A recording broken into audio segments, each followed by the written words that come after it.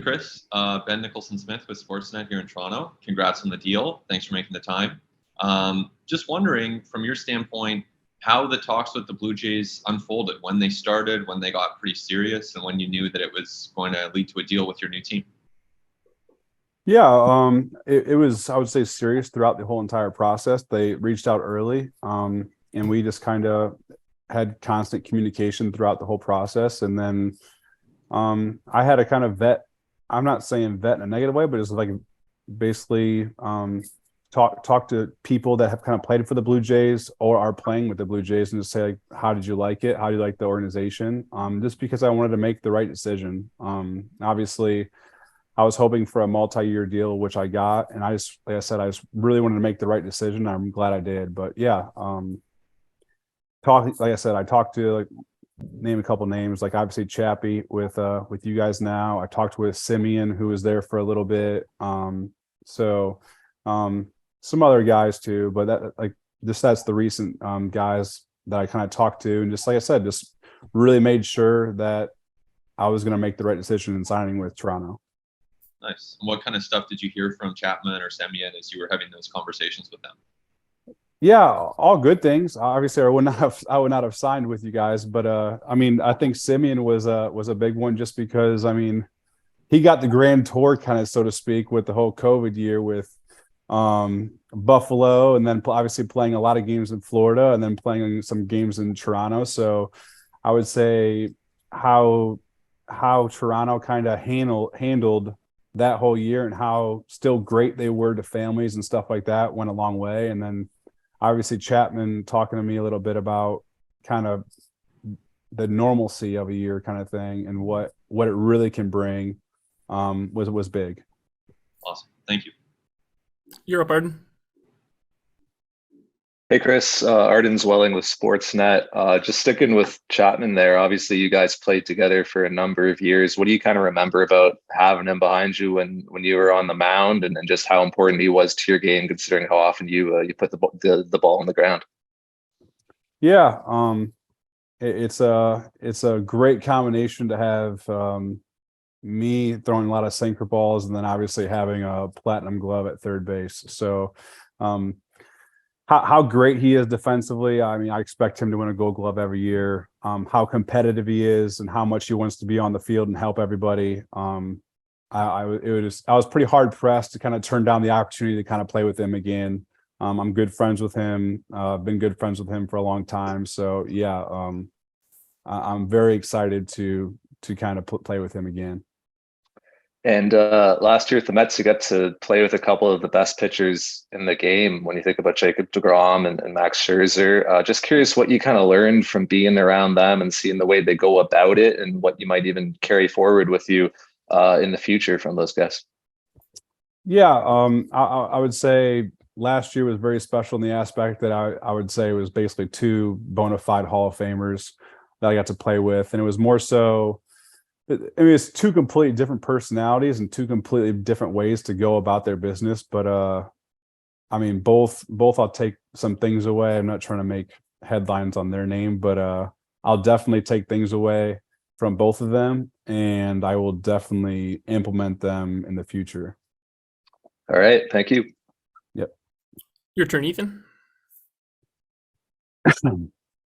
Hey, Chris. Ethan Diamandis with Sportsnet. I guess as a bit of a follow-up to Arden's question there, when you talk about taking things away from the deGroms, the Scherzers of the world, is that more off the field in terms of routine and preparation, or is it, as simple as something mechanical that you're taking away? I would say it's honestly everything. When it comes to say Max, I'm taking away his obviously on the field stuff. I want to see why he's so good. But for me, more importantly, was off the field. I want to play for a long time. Hopefully I play a lot longer than the contract that I have with Toronto, and hopefully I can play there for a lot longer than just 3 years. But Max is obviously a little bit older than me, and why he's still so good, I wanted to know why. So I would say I learned more off the field from Max than on the field. And then Jake was just more so just kind of watching greatness every single day. So mechanics from him. Me and him have similar body types and stuff like that, and just try to, like I said, add a little bit of what he does kind of thing to my game and just see where it goes. And then now in Toronto, you're going to be part of a pretty tight-knit rotation, guys that are there for a long time, and in Gosman and Barrios and Alec Manoah. I mean, how excited are you to join that group? Yeah, that's one of the biggest reasons why I came. I want to be a part of a group for an extended period of time where we can really get to know each other, help each other be the best that we possibly can, and then hopefully do something special in the very end. But I think learning each other, kind of what makes each other tick, and truly trying to push each other to be the best version of themselves off and on the field is a big thing for me. Thanks, Chris. You're up, John. Hey, Chris. John Chidley Hill with the Canadian Press. Welcome to Toronto. Thank you. I'm curious, it's clear you did a lot of research before signing with the Blue Jays. What do you think the team is capable of in 2023? I mean, I think they're capable of winning a World Series, or I would not have came. Yeah, I think, not to name the teams that I had kind of circled, but I wanted to go. I mean, I'm here to play to win a World Series. It's that simple. And I think Toronto with the pitching staff, obviously that we have, the bats that we have, and the defense that we can play, we kind of have a full package. Sure, we need to get better, I think, in all areas, no matter what. But we have the capability of being something special. Earlier, we spoke with Ross Atkins about an hour ago, and he was telling us that he put a focus on run prevention in some of the deals he made to start the offseason. How does your pitching style play into run prevention specifically? Well, I mean, to me, I think it's a combination of two. I trust the defense behind me, and I'm always basically one of the leaders in weak contact. And the thing with weak contact is that you got to have a really good defense behind you to kind of take advantage of that. And luckily, I think we in Toronto have a very young core of really good defensive players that can take advantage of that. So when it comes to my game, so to speak, I don't walk a lot of guys, and I cause a lot of guys to not hit the ball that hard. And like I said, hopefully a lot of these young guys can go and run and make some plays for me. Thanks for your time and happy holidays. You too. Thank you. Go ahead, Mike. Hi, Chris. Mike Wilner from the Toronto Star. Welcome to Toronto. Nice to meet you. And just to sort of jump off of John's point, when we were talking to Ross, he seemed to talked about a lot how much of a premium the Blue Jays put on you as a competitor, especially in a playoff setting. Can you sort of describe for us what it is about you? Do you have that extra gear to dial up, or are you just generally like one of those people who hates to lose at a completely different level than most others? Yeah, I would say I definitely I hate to lose a lot more than most people. I'll say that.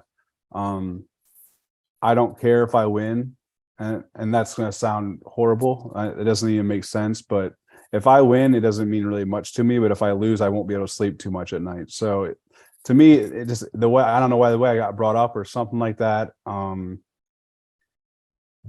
Like I said, if I win, it doesn't do much for me, but if I lose, it absolutely drives me absolutely bonkers. So like my reward is not so much winning. I feel like wins come as a team. Like I just try to do my part kind of thing. But if I lose, I really take a lot of blame and onus on that.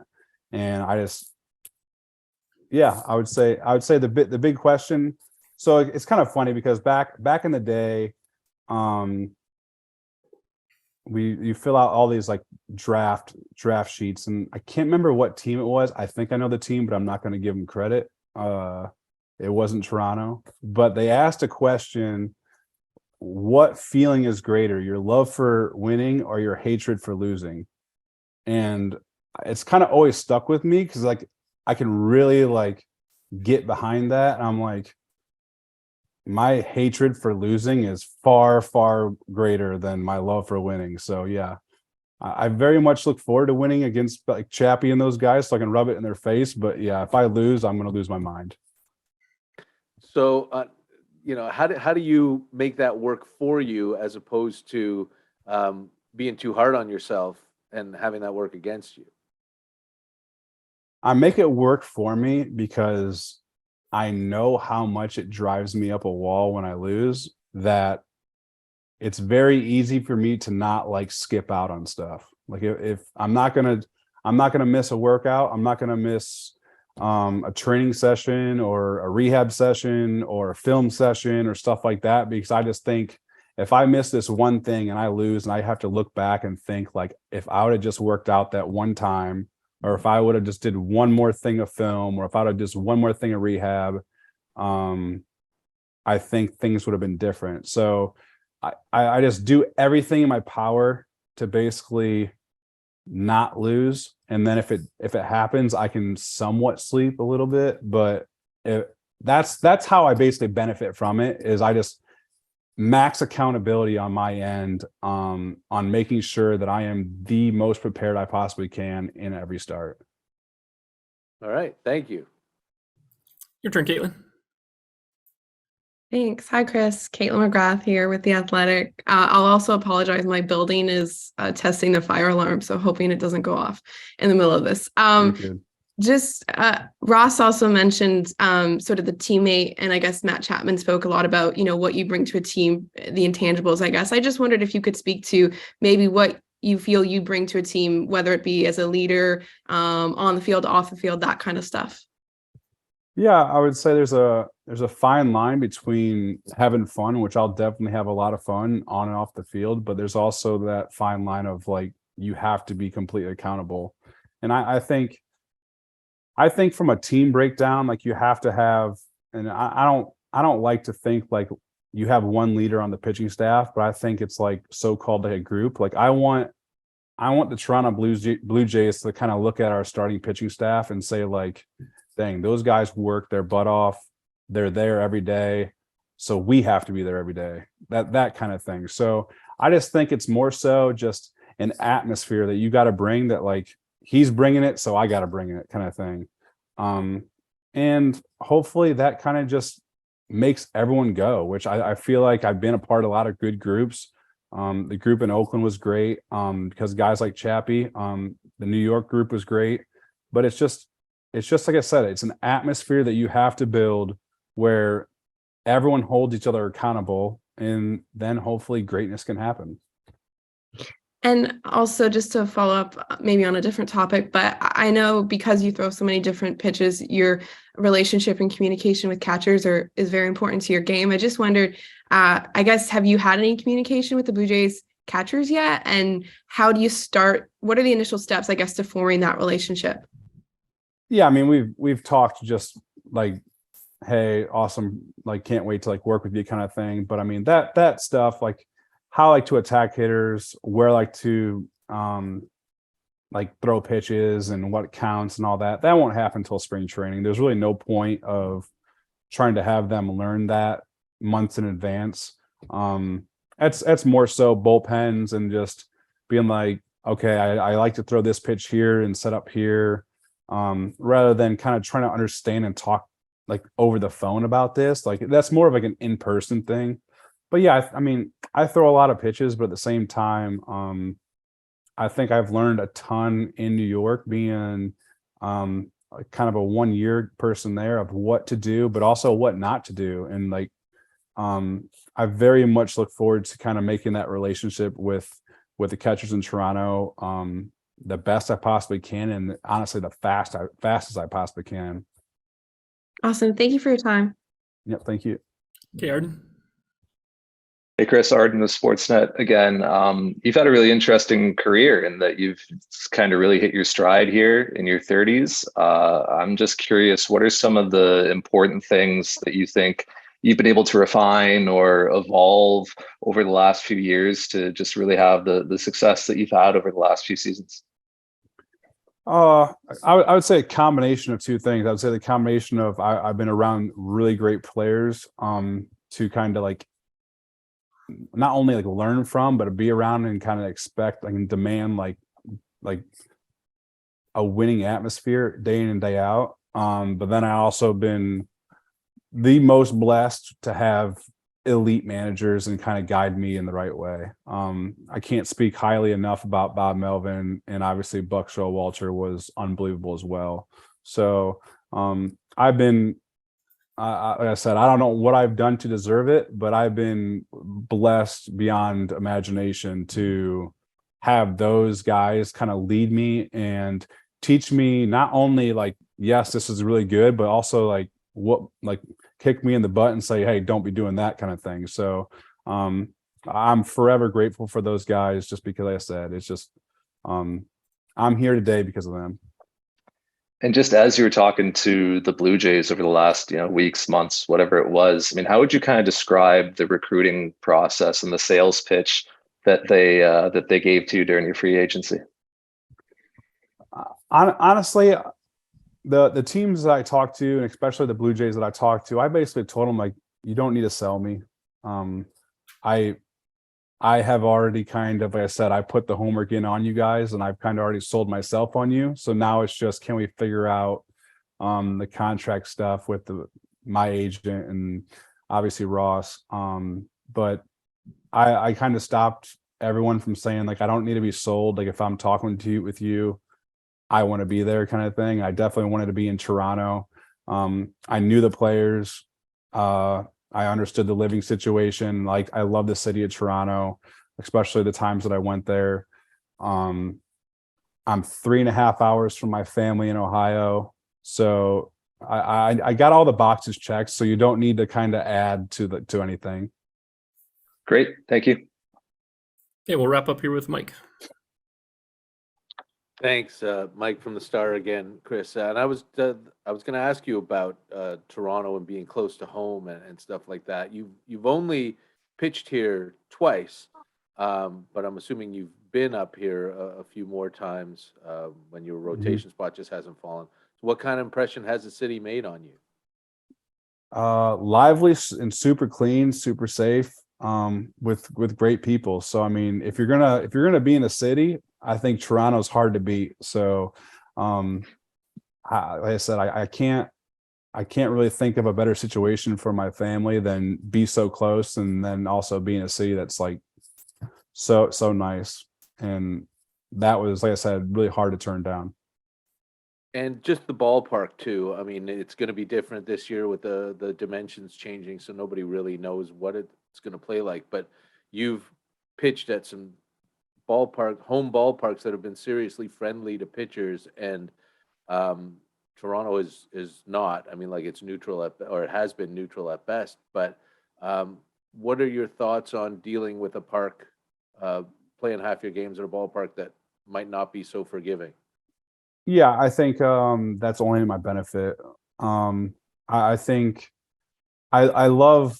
I really like that question too, because I love the people that try to say like, well, you're pitching at a pitcher's ballpark, so your stats are really good, and if you went to say Yankee Stadium, then your stats are gonna be really bad. And I'd be like, no, I'm a smart pitcher and I know how to pitch to a ballpark. Like I said, I'm one of the leaders in weak contact. So if they move the fences in 100 feet, I think it would benefit me and hurt everybody else. Like I don't give up many hard hits. So I would like to see people face Vlad and Chappie and those guys with the fences moved in 100 feet. And I'll take the chance that I'm pretty good. So I'm not too worried about pitching in a ballpark that's hitter friendly, especially with our lineup. All right. Thank you. Yeah. Well, thanks for doing this today, Chris. This was a great intro. We hope you have a great holiday season, and we are all looking forward to seeing you back out on the field in spring training. Thank you all.